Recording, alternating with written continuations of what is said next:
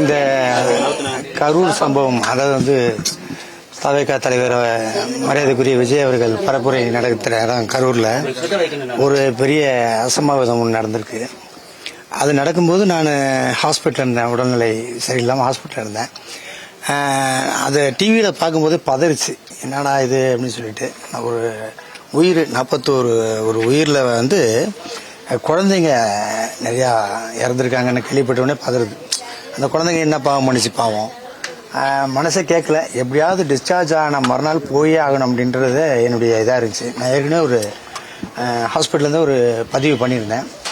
நேற்றுக்கு டிஸ்சார்ஜ் ஆன கையோட இன்னைக்கு காலையில் கிளம்பி இங்கே அந்த சம்பவம் நடந்த இடத்த பார்த்தேன். அதுக்கப்புறம் இந்த குழந்தை ஒன்று இறந்துருச்சு. இந்த நிகழ்வு நடந்த பக்கத்துலேயே இறந்துருக்கு. அவங்க ஃபேமிலியை சந்தித்தேன். அவங்க ஃபேமிலியை சந்தித்து இன்னும் நிறைய பேர் சந்திக்க இருக்கிறேன்.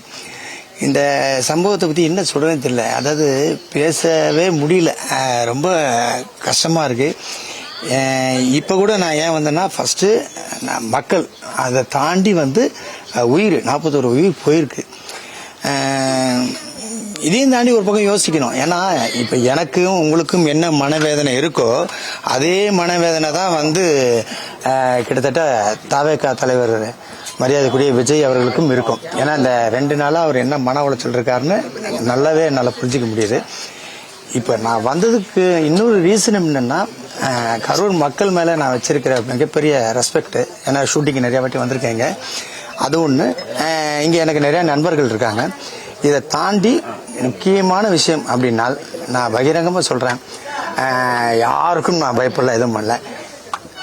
என்னுடைய தலைவருக்கும் தளபதிக்காகவும் என் நண்பனுக்காகவும் தான் நான் இங்கே வந்திருக்கிறதே. இப்போ அதாவது ஒரு சப்போர்ட் இருந்துகிட்டே இருக்கணும். ஏன்னா அவர் இப்படி நடக்கும்னு அவரும் நினச்சி பார்த்துருக்க மாட்டார். வந்த இடத்துல இப்படி ஒரு விஷயம் நடந்தது அவருக்கே பெரிய ஷாக்காக இருக்கும். அந்த ஆத்மா எல்லாமே சாந்தி அடைய நான் இறைவனை வேண்டிக்கிறேன். ஏதாவது கேள்விகள் இருக்கா? மதுரை மாநாடு நடக்கும்போது கொடிக்கம்பம் விழுந்து விபத்து ஏற்பட்டது. அப்போது கூட பெரும் அசம்பாவிதம் தவிர்க்கப்பட்டிருக்கு, அதிர்ஷ்டமா தவிர்க்கப்பட்டது. இது போன்று கூட்டம் நடத்தும் போது தவேகாவினர் முறையா அதுக்கான ஏற்பாடுகள் செய்யணும்னு சொல்லி ஒரு வீடியோ வைக்கணும். இப்போ இது போன்ற விபத்து நடந்துருக்கு, என்ன சொல்ல விரும்புறீங்க? இப்போ நீங்க ஒரு விஷயம் நல்லா தெரிஞ்சுங்க. இப்ப தலைவருக்கு எல்லாமே தெரியும்ன்றது தெரியாது, 100% தெரியாது. புதுசாக கட்சி ஆரம்பிச்சிருக்காரு. இனிமேல் படிப்படியா இப்ப இந்த சம்பவம் கூட அவருக்கு ஒரு ஏதோ ஒரு புரிதல் ஏற்படுத்தியிருக்கும் தான் நான் நினைக்கிறேன். நீங்க தலைவர் விடுங்க, இந்த 2ஆம் கட்டமா இருக்கிறவங்க ஏன் இவ்வளவு ஒரு அஜாக்கிரதையா இருக்காங்கன்னு தான் என்னோட கேள்வி. அவங்க எல்லாருமே இந்த இடத்த பார்த்துருக்காங்க, இந்த இடத்த கொடுத்துருக்காங்க, இந்த இடத்த ஆய்வு செஞ்சுருக்காங்க, எல்லாம் பண்ணியிருக்காங்க. பட்டு நான் என்ன கேட்குறேன், இது இப்படி தான் டைமில் நடக்கிறோம். குறிப்பாக இந்த டைமில் நீங்கள் வந்தால் நல்லா இருக்கும்னு அந்த 2ஆம் கட்ட தலைவர் தான் தலைவர்கிட்ட சொல்லணும். அவருக்கு இன்சிஸ்ட் பண்ணி அதோட இம்பார்ட்டன்ஸை புரிய வைக்கணும். அப்போ தான் அவருக்கு அந்த விஷயம் புரியும். ஏன்னா எதுக்காக நான் சொல்ல வரேன்னா, ஷூட்டிங் பண்ணும்போது 7 மணி கால் செட்னா 6:15 இருக்கிறவர் தான் விஜய் சார். அப்படி இருக்கும்போது இது நீங்கள் புரிய வைக்கணும்ல. நீங்கள் தான், அது ஒரு ரீசன் தான். இது நான் விஜய் சார் மேலே ப்ளேம் பண்ணவே மாட்டேன். இவங்க ஏன் சொல்லலை சார், 8:45 நாங்கள் பரிசு வாங்கியிருக்கேன் சார், நீங்கள் இங்கே இருக்கணும் சார், முடிச்சுட்டு திருப்பி நாமக்கல்லேருந்து நீங்கள் வரணும் சார், அந்த டிராவலிங் டைம் இவ்வளோ இருக்குது சார் அப்படின்றது நீங்கள் சொல்லணுமா இல்லையா?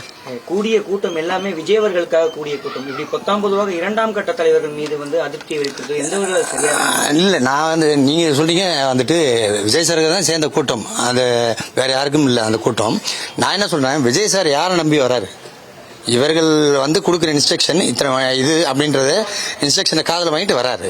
அப்படி இருக்கும்போது நீங்க அவர் விஜய் சார் இவங்க நம்பி வராரு, மக்கள் விஜய் சார் நம்பி வர்றாங்க, அதான் உண்மை. ஆனால் ஒரு ப்ராப்பரான இன்ஸ்ட்ரக்ஷன் யாருக்கு கொடுக்கணும்னு நான் கேட்கிறேன் சார், வேற ஒண்ணுமே இல்லை. 2ஆம் கட்ட தலைவர்களுடைய செயல்பாடு அதிருப்தியில இருக்கு. 100% பகிரமா சொல்றேன், அதிருப்தியில இருக்கு. 2ஆம் கட்ட தலைவர்னு பொதுச் செயலாளர் அந்த நம்ம ஆதவர்ஜன் அண்ணன், அதுக்கப்புறம் நம்ம சிடி நிர்மல்குமார் அண்ணன், இவங்களாம் ஆல்ரெடி அவங்களுக்குலாம் அரசியல் நல்லா தெரியும். Well trained person. புதுசாக இன்னைக்கு வரலாம் அவங்க அரசியலுக்கு, எல்லாமே கிளீனாக தெரியும். அப்படிப்பட்டவங்க ஒரு தலைவரை கைட் பண்ணுறதுல ஏன் தவறாங்கன்னு தான் கேட்குறேன். கரூர் மாவட்ட செயலாளர் சரி, இப்போ ஒரு வீடியோ வெளியிட்டிருக்காரு சார். அதை கூட அவர் என்ன சொல்றாரு, நீங்க என்ன இது வேணா பண்ணுங்க, என்ன சாதனை, அங்க கூட அவங்கள விட்டு கொடுக்கலையா அவரு? புரியுதா உங்களுக்கு? இப்போ ஒண்ணுமே இல்லைண்ணே, இப்போ நான் வரேன்னு ஒரு தகவல் உங்களுக்கு கிடைச்சிருக்கு. தகவல் சொன்ன உடனே அடுத்த நிமிஷம் நீங்க அலர்ட் ஆறீங்களா இல்லையா, பாலாஜி வராரு இந்த மாதிரி விஷயம் சொல்லிட்டு. இந்த இது கூட ஏன் அவர் அலர்ட் பண்ண முடியலன்னு தான் நான் கேட்கறேன் உங்களை. கரூர் மாவட்ட செயலாளர் என்று நேற்று கைது செய்யப்பட்டிருக்கிறாரு. அவருக்கு தேவையான சட்ட உதவிகள் கூட கட்சியின் தலைமை தரப்புல வழங்கப்படவில்லை அப்படின்ற ஒரு குற்றச்சாட்டும் குடும்பத்தினர் தரப்புல முன்வைக்கப்படுது. அது நமக்கு அவங்க அணுகிருக்காங்களா என்னன்னு நமக்கு தெரியாது. தாவேக்காவில் வழக்கறிஞர் அணியெல்லாம் இருக்கிறாங்க. போதிய அளவுல ஒரு நல்ல வழக்கறிஞரை நியமித்து அதற்கான சட்ட பாதுகாப்புன்றது அவருக்கு வழங்கப்படலைன்ற ஒரு குற்றச்சாட்டு பகிரங்கமா வைக்கப்படுது. இன்னொரு விஷயம் என்னன்னு கேட்டா கட்டமைப்பு கொஞ்சம் இது பண்ணிக்கிறோம். அதான் மெயின். அதாவது யார் எப்போ என்ன ஆலோசனை சொல்லுவாங்கன்னு தெரியாது. அது வந்து நல்ல ஆலோசனையாக கூட இருக்கலாம். நான் தான் ஒரே வாரம் சொன்னேன், இந்த சம்பவம் தாவேகா தலைவர் விஜய் அவர்களுக்கு நல்லாவே சில விஷயம் புரிய வச்சிருக்கு. அவருக்கு அவர் நிறைய அனலைஸ் பண்ணுவார். என்னன்னா கூட இருக்கிறதுனால தெரியும், நிறைய அனலைஸ் பண்ணுவார். என்னுடைய குற்றச்சாட்டு ஃபுல்லாகவே ரெண்டாம் இவங்களோட மேலே தான். இவங்க வந்து கைட் பண்ணிடணும். இவங்க கைட் பண்ணி இது இப்படி இருந்திருக்கணும், இந்த டைமுக்கு வரணும். மெயினாக டைம் சார். நீங்கள் பர்மிஷன் வாங்குறீங்களா சார்? நீங்கள் போலீஸ் ஸ்டேஷனில் பர்மிஷன் வாங்குறீங்க, இந்த டைம் ஏன் நீங்கள் அவர்கிட்ட சொல்லலை? அப்படி நீங்கள் இன்சிஸ்ட் பண்ணி இதோடைய வேல்யூவேஷனை சொன்னாதான் தெரியும் அவருக்கு. ஓகேங்களா? ஷூட்டிங் கதை வேற, போறாரு நடிக்கிறாரு சம்பளம் வருது அதெல்லாம் வேற. இது பொலிட்டிக்கல் போது அவருக்கு நீங்கள் ஆலோசனை வழங்க உங்களையே அப்போ கூட வச்சிருக்காரு. இவ்வளவு நீங்கள் எக்ஸ்பீரியன்ஸ் ஆனால ஏன் கூட வச்சிருக்காரு சொல்லுங்க. நான் கட்சியில் எந்த பதவியிலும் இல்லை. இருந்தாலும் நான் எதுக்கு இதை சொல்றேன்னா, ஒரே ஒரு விஷயம் நண்பர், அதை தாண்டி அவருக்கு சில விஷயம் புரியலன்னா அது நீங்க புரிய வைக்கிறதுக்காக தான் கூட இருக்கீங்க.